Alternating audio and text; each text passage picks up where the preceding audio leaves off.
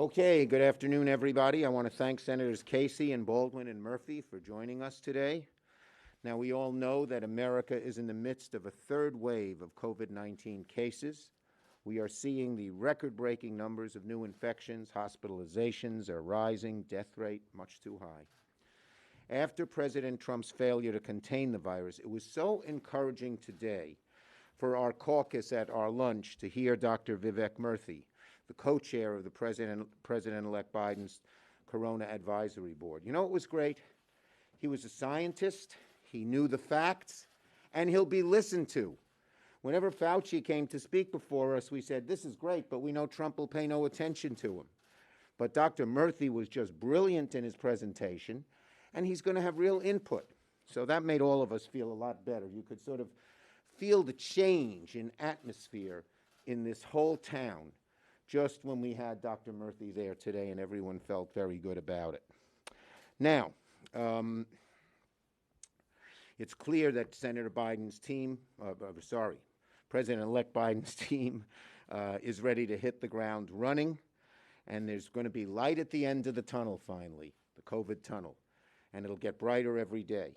We'll have an administration that acknowledges the crisis, that takes its job seriously, that will listen to the counsel of scientists and doctors. And they understand, the president's team, president-elect's team, understands this is a problem that goes way beyond just the private sector alone. You definitely need a strong, robust government involvement. They're going to work to drive down the infection rate, ensure vaccines and new treatments are safe. And he made it clear, just having a vaccine, Leader McConnell said, well, we have a vaccine, we don't need a bill. It's not close to enough. There are so many other things that have to be done in addition to the vaccine, and it's going to take, unfortunately, even under the best of circumstances, a considerable amount of time before everybody is vaccinated. It's also going to take considerable educating the public that the vaccine is okay before everyone is vaccinated. So we feel very, very strongly that we have to move forward. The needs of the American people didn't go away after the election. They're still hurting. Families hit hardest by the pandemic still are struggling to keep food on the table, a roof over their heads. So we're going to have to work together, and we are looking for a comprehensive bill that meets the needs of America. And we agree with the House on this issue. So, pressure is on Republicans to deliver. Leader McConnell and all of my Republican colleagues will have an opportunity to show the American people that they're ready to get to work and meet the moment of this crisis. Democrats are going to work to get a strong bill done. We hope our Republican colleagues will join us to finish the job.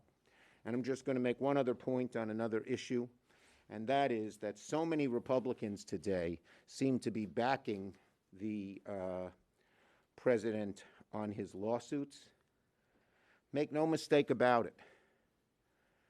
This is this is not one state where there's a 597 vote difference. These are many states where there are tens of thousands of votes different. And the Republicans have no legal case. They are politically distraught, but that's not going to create any success for them in the courts. Bobby. I want to thank Senator Schumer and Senator Murphy, Senator Baldwin for being with us. I wanted to start today with the words of the President back in May. He said, and I'm quoting, "We want to terminate health care under," and what he called Obamacare, I'll refer to as the Affordable Care Act. Terminate health care, that was his goal. Now, everything he's done in his 4 years as president has been in furtherance of that goal, and everything Republicans in the Senate have done has been the same. So when I think about, for Pennsylvania, terminating health care under the Affordable Care Act, I think about a lot of numbers, 5.5 million people with a pre-existing condition, 1 million people lose coverage. But maybe more than the numbers, it's the people. Just in the last couple of weeks, and even in one case over a long period of time. I've come to know a couple of families who would be directly affected. So I don't think of the numbers. I think of Erin and her daughter Abby. I think of Shannon and her daughter Sienna. Sienna has Down syndrome. Abby has multiple complex medical needs. So for those mothers, destroying the ACA is personal to them and would devastate their lives. If the court strikes down the Affordable Care Act, it will be an act of injustice, and it would be, in my judgment, robbery, judicial robbery. People have coverage now for, and I won't go into all of it, you already know the data, but that would be robbery by the court. And Republicans in the Senate for about a decade now have lied about this. They've lied over and over again. They said they would come up with a replacement. They never have. I don't think they ever even intended to, because they would have had it done by now. And they also lied that they could do it a different way. They can come up with a bill that covered more than 20 million people, had all the protections and all the gains for filling the donut hole, all the other protections, but they could do it a Republican, less expensive way. That is a lie, and everyone knows that. So they've been lying for a decade about it. Now we're on the precipice of a Supreme Court decision in a few months that could wipe out all those gains. And here's what it wipes out in terms of Medicaid expansion. This has been a lifeline to so many Americans. We know that most of the coverage gains for Medicaid expansion in my home state, of the million who got coverage, 840,000 plus got coverage through Medicaid expansion.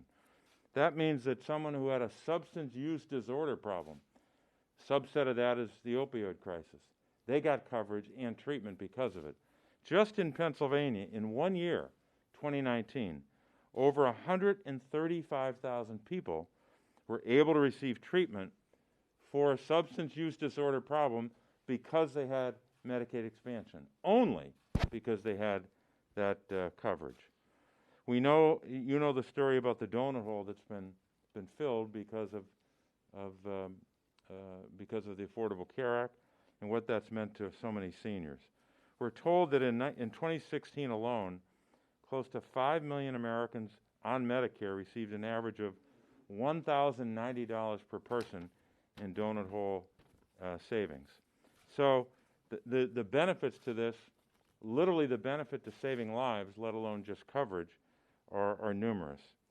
So when we go into these next couple of weeks of debate on a COVID-19 relief bill, I believe it has to focus on at least 3 groups of Americans.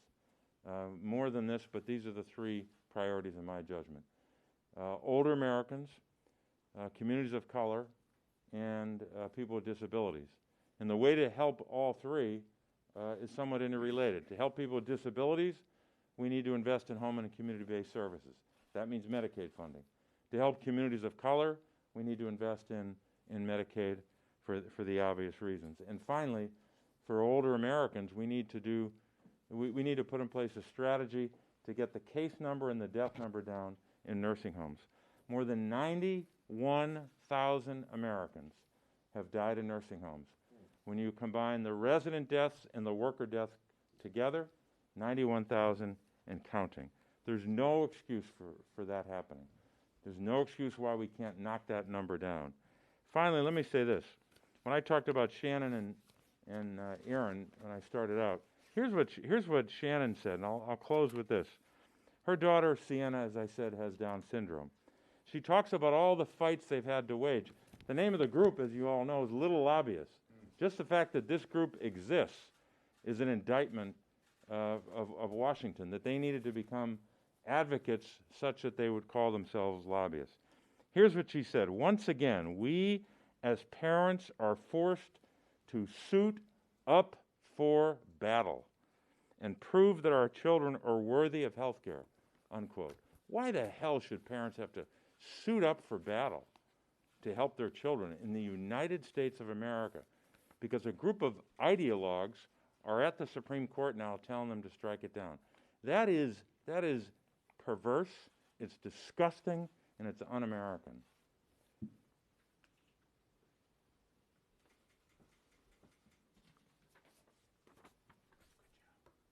Thank you, Leader Schumer, for bringing us together, and congratulations on your election as leader for the 117th Congress. And I wanted to add to your remarks about how having guest speaker at our caucus was so uplifting today, to think about having science and medicine respected and guiding our response to this pandemic. And it made me also sad about how much we've missed that for so long. And I did want to note one thing for the public record. The leader mentioned our caucus lunch, but we might or might not have been eating lunch at the time, but it was virtual. We were on the phone, distanced, et cetera. I just want to remind people that that's how the Democratic caucus has been conducting its business. No one saw my peanut butter and jelly. Yes, we could all describe, but I digress.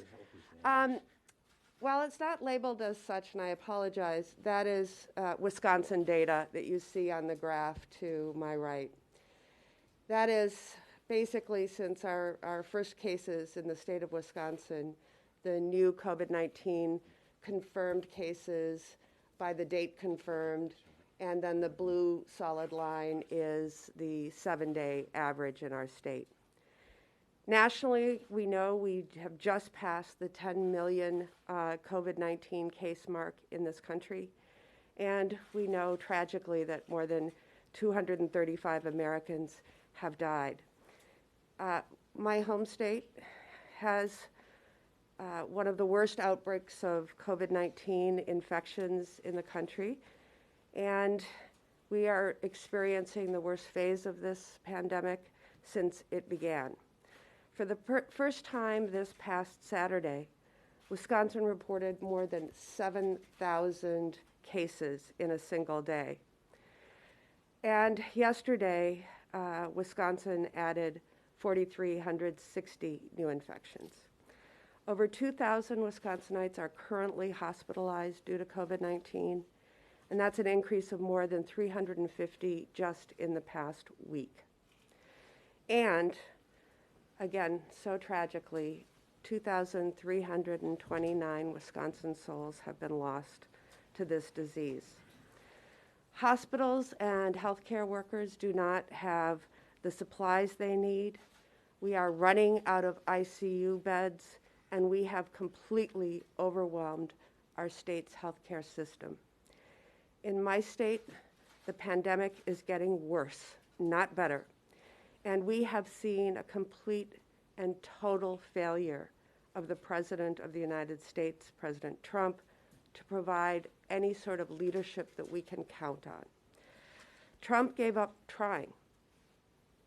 I'll repeat that. Trump simply gave up trying to control this pandemic. And Wisconsinites are paying the price with their health, with their lives, and with their livelihoods. Here in Washington, with the Senate Republicans in charge, we have seen no sense of urgency to pass COVID-19 relief, and no sense that it needs to not just be relief, but it needs to address the terrifying scope of this public health and economic crisis. As we know, the House passed the HEROES Act 6 months ago, and it's been sitting on the majority leader's desk in his legislative graveyard, as we call it, while small businesses have been closing, millions have lost their jobs, and hundreds of thousands of Americans have died. We must act on bipartisan legislation to provide local communities and the frontline healthcare workers with the support that they need to stop the spread of this deadly virus. And we must unify as a country and in Congress to now provide support to these workers, families, schools, local governments, and small businesses. This crisis is getting worse in Wisconsin and across the country, and now is the time for us to start working together in Washington, as hard as our frontline healthcare workers do, so that we can get this deadly pandemic under control, build back better, and move our economy forward for American families. And now I'll turn it over to Chris Murphy of Connecticut. Thank you very much, Leader. Thank you, Senator Casey. Senator Baldwin, you've covered the topic very well, so I'll be quick. I'll make three brief points. First, I was at a hospital in suburban New York, Stamford, Connecticut, and as I was on the way out, having met with their leadership, the head of the purchasing department followed me to the door. She wanted to have a private word with me. She said, I didn't want to say this in front of everybody else. I didn't want to get anybody in trouble, but I have no idea how many test kits I'm getting from day to day. I have no ability to plan beyond 48 hours to get events set up in the community to make sure that we're on the front lines of this epidemic. I can't do my job. And she can't do her job because this administration has completely failed us, has botched the response to this pandemic. And Senate Republicans have let the country down as well. We need a robust, comprehensive package of support that gets money to schools, that gets money to counties, to cities, to states, to healthcare providers, to make sure that they have everything they need in order to plan more than one day at a time. And to this day, Senate Republicans still do not take this pandemic seriously. They still cower behind President Trump, afraid to admit that this is a worsening pandemic because they risk the ire of the President of the United States. The second point, I know Justice Roberts said some things at that hearing today that gave people some hope that he may rule to keep the ACA in place, but he doesn't have to be on the prevailing side. There are 5 justices on that court, 3 appointed by the President, 2 that have ruled against the ACA in the past, who can form a majority to strike down the entirety of the ACA. The ACA is still at risk so long as Republican Attorney General and the Trump administration are pursuing this case in court. And they will not give up. Republicans are not going to give up just because they lose a case or two in the court system. This is their holy grail, the dismantling of the ACA. We are in for a long, hard fight. And then finally, Senator Schumer referenced the support from Senate Republicans regarding these bogus lawsuits.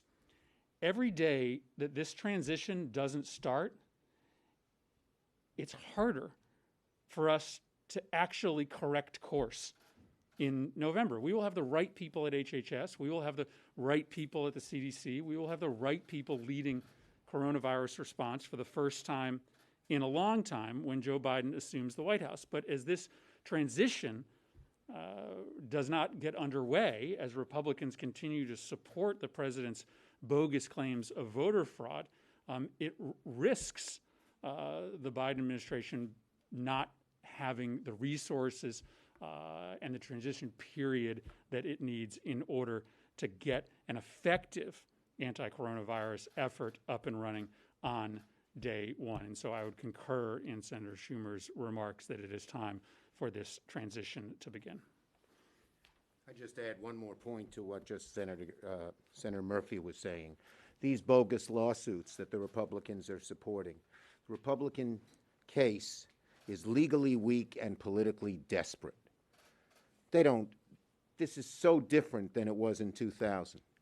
And yet they can't come to grips with the fact that President-elect Biden has won the election fair and square. And now more and more of them seem to be lining up behind these just patently ridiculous lawsuits. They're not going to succeed, I believe. But they're certainly delaying any real action. And it is just never ceases to amaze me how afraid just about every Republican senator, or close to every Republican senator, is just so afraid of Donald Trump that they're willing to tie themselves in legal pretzels to not offend him. Questions on these subjects first? Yes. Well, on the transition, we saw today Secretary of State Mike Pompeo say that there will be a smooth transition between Trump's 2 terms. What's your reaction to him? My reaction to that is look at reality. Secretary Pompeo, Joe Biden has won. He's won the election. Now move on. Let's bring this country together and get things done. We have a COVID crisis raging. We don't have time for these kinds of games. Yes. Kind of a transition two-parter. The president fired his defense secretary the other day. How concerned are you that he could continue firing the few Senate-confirmed cabinet officials that are left in the remaining days? And the second part of it is Republican senators have largely said, oh, the president's entitled to the team he wants.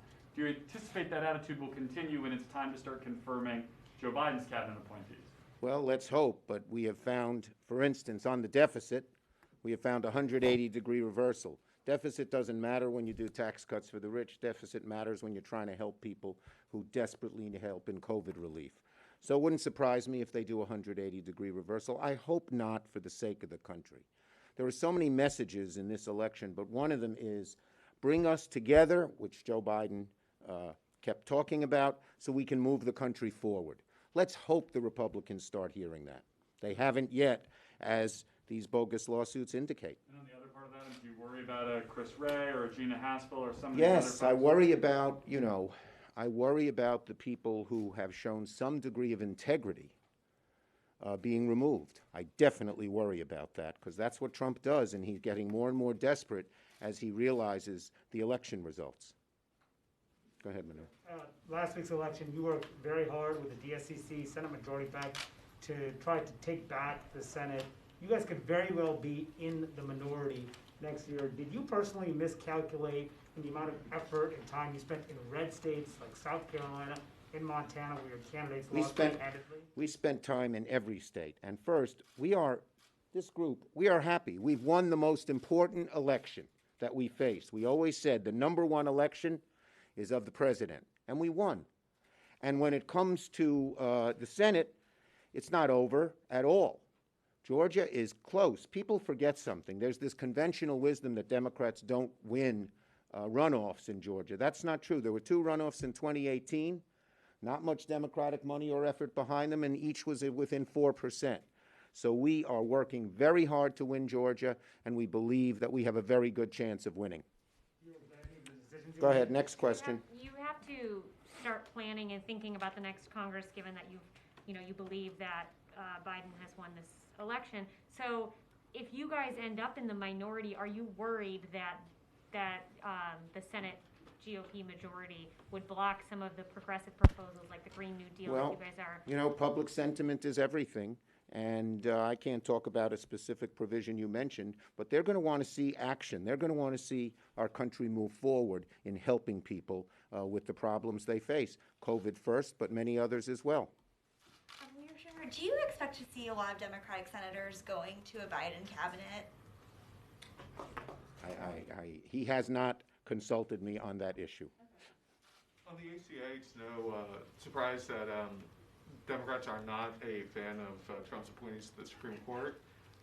If the Supreme Court does end up upholding the law, would that change your opinion? No, I don't trust this court at all. And as one of my colleagues said, they're going to keep trying. They're so passionate against the ACA that they will keep at it. And I have very little faith in this court in terms of upholding the ACA.